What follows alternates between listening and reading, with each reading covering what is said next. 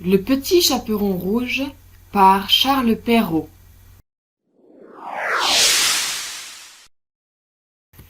Il était une fois une petite fille de village, la plus jolie qu'on eût su voir. Sa mère en était folle, et sa mère grand plus folle encore. Cette bonne femme lui fit faire un petit chaperon rouge qui lui seyait si bien que partout on l'appelait le petit chaperon rouge. Un jour, sa mère, ayant fait des galettes, lui dit « Va voir comment se porte ta mère grand, car on m'a dit qu'elle était malade.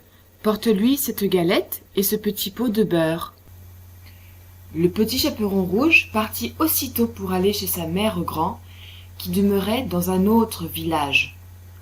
En passant dans un bois, elle rencontra compère le loup, qui eut bien envie de la manger, mais il n'osa à cause de quelques bûcherons qui étaient dans la forêt.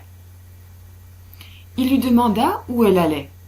La pauvre enfant, qui ne savait pas qu'il était dangereux de s'arrêter à écouter un loup, lui dit « Je vais voir ma mère grand et lui porter une galette avec un petit pot de beurre que ma mère lui envoie. »« Demeure-t-elle bien loin ?»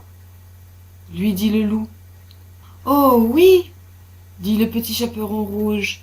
« C'est par-delà le moulin que vous voyez tout là-bas, à la première maison du village. »« Eh bien, dit le loup, je veux l'aller voir aussi. Je m'en vais par ce chemin-ci, et toi par ce chemin-là, et nous verrons à qui plutôt y sera. » Le loup se mit à courir de toute sa force par le chemin qui était le plus court, et la petite fille s'en alla par le chemin le plus long, s'amusant à cueillir des noisettes, à courir après des papillons, et à faire des bouquets de petites fleurs qu'elle rencontrait. Le loup ne fut pas longtemps à arriver à la maison de la mère grand. Il le heurte, toc toc. « Qui est là ?»« C'est votre fille, le petit chaperon rouge, » dit le loup, en contrefaisant sa voix, « qui vous apporte une galette et un petit pot de beurre que ma mère vous envoie. » La bonne mère grand, qui était dans son lit, à cause qu'elle se trouvait un peu mal, lui cria « Tire la chevillette, la bobinette cher rat. » Le loup tira la chevillette et la porte s'ouvrit.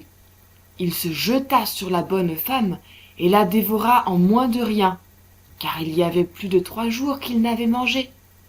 Ensuite, il ferma la porte et s'alla coucher dans le lit de la mère grand, en attendant le petit chaperon rouge, qui quelque temps après vint heurter à la porte. Toc toc. « Qui est là ?» Le petit chaperon rouge, qui entendit la grosse voix du loup, eut peur d'abord, mais croyant que sa mère grand était enrhumée, répondit « C'est votre fille, le petit chaperon rouge, qui vous apporte une galette et un petit pot de beurre que ma mère vous envoie. » Le loup lui cria en adoucissant un peu sa voix « Tire la chevillette, la bobinette cher rat. » Le petit chaperon rouge tira la chevillette et la porte s'ouvrit.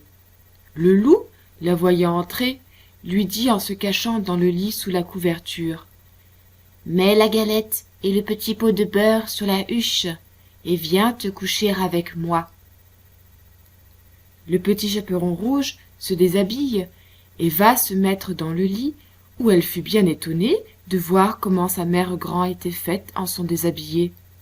Elle lui dit « Ma mère grand, que vous avez de grands bras. C'est pour mieux t'embrasser, ma fille.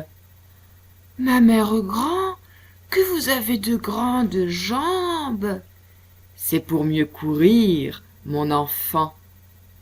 Ma mère grand, que vous avez de grandes oreilles. C'est pour mieux écouter, mon enfant. Ma mère grand, que vous avez de grands yeux. C'est pour mieux voir, mon enfant. Ma mère grand, que vous avez de grandes dents. c'est pour te manger. » Et en disant ces mots, ce méchant loup se jeta sur le chaperon rouge et la mangea. Fin de Le Petit Chaperon Rouge par Charles Perrault.